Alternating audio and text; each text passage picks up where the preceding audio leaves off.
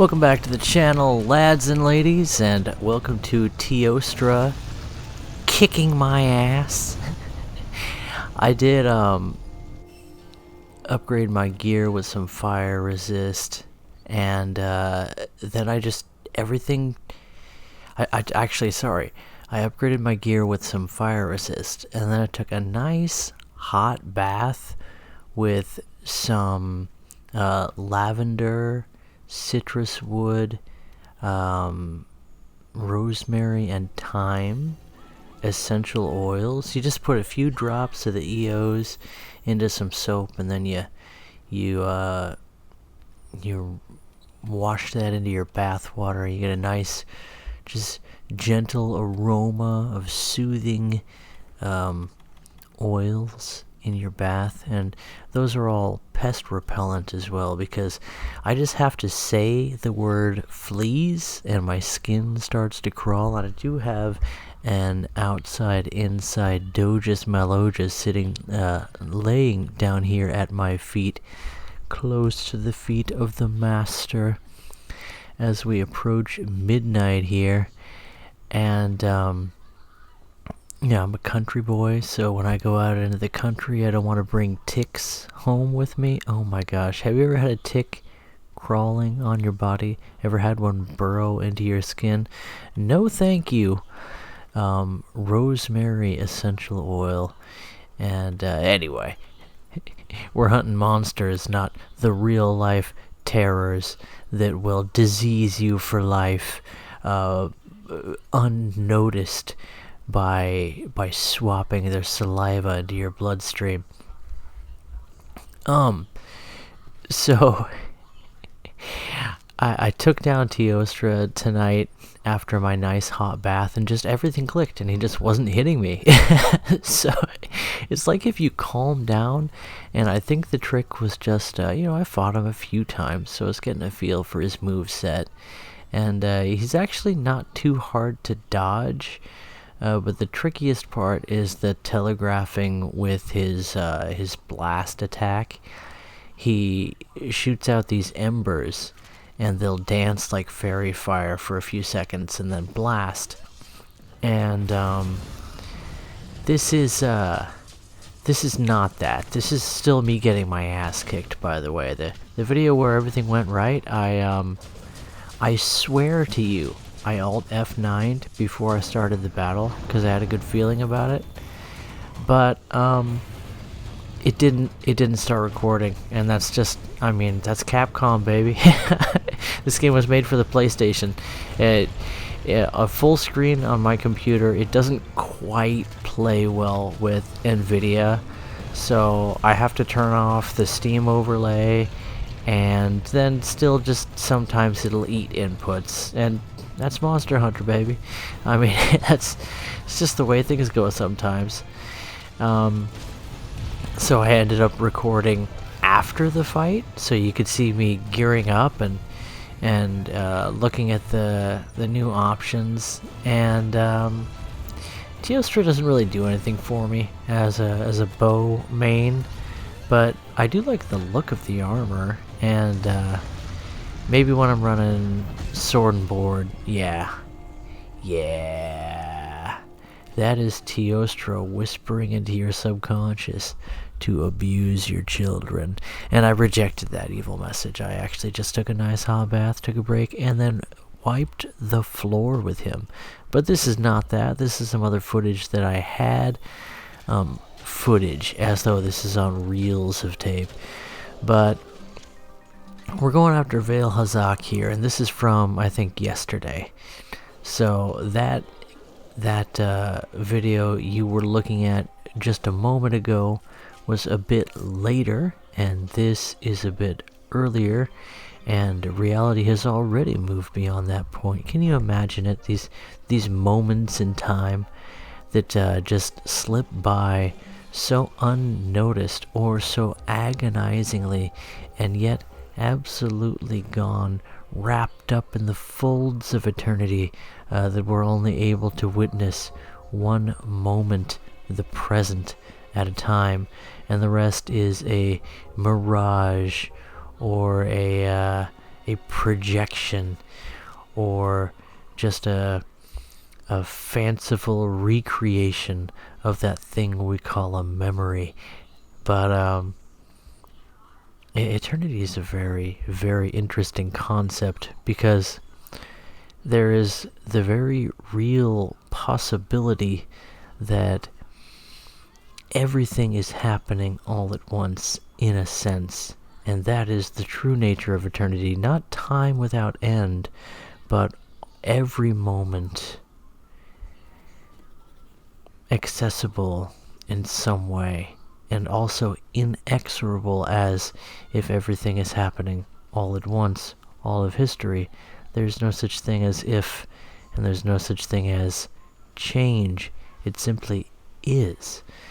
And I ascribe to that idea. I have some personal experiences that lend to that, and a very serious interpretation of the Bible lends to that idea as well, that there is a dimensionality bigger than time itself, and thus all of time and all of history, as well as all of space, can be in some way contained as a product, as a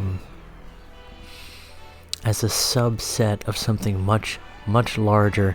And of course, biblically, the thing that is larger than space and time, the creator and progenitor of all history and all material in the universe, is known as God, the One, the Logos, who set the logic of the universe moving in its patterns. But this is not God we're fighting, even though this is a JRPG. We have not yet risen to the ranks of killing God by the power of friendship. Instead, we're fighting one of the great D&D staples, the Undead Dragon. And what is this? Kushala Deora? Is that his name? No, Vaal Hazak. That's right. Vaal Hazak. Vaal Hazak. I like the doubled A is so fun. Is it a long A sound, or is it a long, short A sound? Vaal Hazak. That sounds like someone who is wielding a mighty double-bitted axe might say, while he peels away microscopic layers of the metallic barding on the top of his shield, deburring what is a fresh replacement of the reinforcing bars of his target. But I digress upon a digression, and this is the Undead Dragon. So this is the big, beautiful, stenchy, presumably fish-smelling boy that is providing the outfit that you have already seen in the video. And in terms of Monster Hunter, Vaal Hazak is pretty frickin' great. He's easily the least challenging elder dragon, and he will still teach you some things, but his fight is a bit more of an asset management / learn to elder seal fight, because that effluvium that effervesces from his body will steadily drain your health and over time hit you with the debuff of what is it, some kind of corruption blight, I think it's called effluvium blight, which can be cured as other blights with a nullberry, but the damage of it removing half of your maximum and current health leaves a shadow of itself upon your character until you heal your current health back up to your restored maximum. And if that doesn't make any sense, well then, by golly, you just go ahead and experience that for yourself, because as a still, kind of rusty, crusty, musty player entering into the noobish ranks of mid-game, and yes, Fighting elder dragons is what I call mid-game, because I'm still running into tutorials in this game. Monster Hunter, it's just such a great game, just huge. It's called World for a reason, and this is not even the biggest Monster Hunter game, but it just might be the most beautiful. Until what's the new one called? Monster Hunter Butch Lesbian? I can't remember what's the name of it, but anyway, that one, Monster Hunter Subaru. I kind of got tired of seeing the stuff, and to see even a Japanese Capcom game get some of that stuff in it. The Scrappy Doo character, and then the Subaru Huntress. It's just, well, it's fine.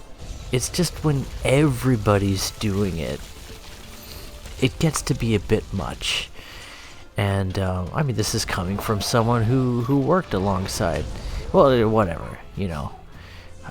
I've got friends who are all kinds of different people, and I'm perfectly happy to let them be themselves, because I am not their judge, and I'm not their mommy or their daddy. I'm just a friend, and being a good friend is important to me. But it's watching like the violence of keyboard warriors come to an end is nice. You know, when money and actual productivity and real enjoyment of artistic media trumps the mobbish bullying of corporations. It's nice to see. So it's just kind of nice to see that stuff going away. And if you don't know what I'm talking about, well, that makes two of us, because it's getting pretty late here. But what I'm really trying to say is, I love social justice warriors. Some of my friends are that, and it's out of their desire to see good things happen for people, not out of malice. But boy, do I hate what the woke movement's effect on the culture. Culturally, it's a dead pool. It is salt water, not stirred or mixed, but just sitting on the lees and turning into a dead sea, and we're watching it die together. And sometimes watching something evil die is a special kind of enjoyment that comes along with relief, and it is appropriate to feel that peace washing back in as the troublemaker goes away. And of course what I'm talking about is Vaal, Hazak, the undead dragon, and absolutely nothing else. But we have our Nergigante set on here, still mixed with some accoutrement from the Defender set. And I like going through different armor sets in the game. Having said that, I mean, I wore the Defender set, which is really just its overpowered gear to skip all of the beginner armor sets. So I am trying to catch up, and in fact I have surpassed where I left off on PC. I got stuck on the Elder Dragons. I started grinding Vaal Hazak way back in the day, and Vaal, I think I'm gonna try and call him Vaal Hazak, but I started grinding this guy, and then I just kind of got done with it. You know, other things happened. I'd put, you know, maybe 80 hours into the game, just leisurely playing on the PS4, and I just kind of stopped playing the PS4 because I upgraded my PC. What was I playing back at the time? That must have been about 6 years ago or more. So probably War Thunder. It's a pretty good guess to think that I was playing a shitload of War Thunder at any given time, unless I happen to be making Monster Hunter videos, and then, you know, Monster Hunter. And I have been taken a little bit of a break from War Thunder, but I've been thinking a lot about getting back into interviews, and not just necessarily interviewing gamers and people in the War Thunder community, which is what my interviews on the channel have been before, but I really have a passion for humanizing humans, and I love watching these long, free-form interviews, people talking about their lives, talking about their experiences, their feelings, their impressions, and just turning people into people. I don't know if that makes any sense to you, but I was really struck a long time ago when I was a child, just realizing that every single person that passes on the road as we're driving from one place to another, there's a person in that other car, there's a family in that other car, and they've led an entire life up to the point where they pass you by. But to me, there's a vehicle, maybe a face, if the lighting is right, and they're gone in 2-3 seconds, and that may be the only time that my life touches theirs. And in all practical sense, monkey brain is just like speeding object, dangerous, head-on collision possible, and the danger is past. And that is the entirety of their impact on your life. And yet, to dig into who a person is, a person is never just what they do. They're never just how they touch your life. You're not the main character in a video game. To humanize, to personalize people, there's something divine about that. There is something loving and right about that. Loving, of course, wishing for the good for others. And how can you do well to others if you don't recognize them? And if you don't know them, how can you use wisdom to do kindness? There's so many generic and simple ways you can show kindness to someone, and yet there are advanced ways of kindness and priorities. Says the man who is sinking dozens and dozens of hours into Monster Hunter again. I am keeping my madness at bay to some extent, but I'm also fueling it as well. I mean, you saw that Arcanine fight from earlier. That guy, boy, it just feels good to get stunned and to get wumpused and then to get Megaton Blast attacked into oblivion 2 or 3 times in a row at a time. But this guy's not so bad. He's got kind of a that thing is dangerous from one end, but he's really a character that doesn't have really dangerous sweeping attacks. So if you get in close to him and you roly-poly a little bit, there's really not much he can do to you. He's got pretty big wind-ups on his powerful attacks, and he has relatively big wind-ups on his weaker attacks as well. And I just don't seem to get caught on his ankles the way I do on the... Oh, that was fucking tasty! From anus to labius. That was nice.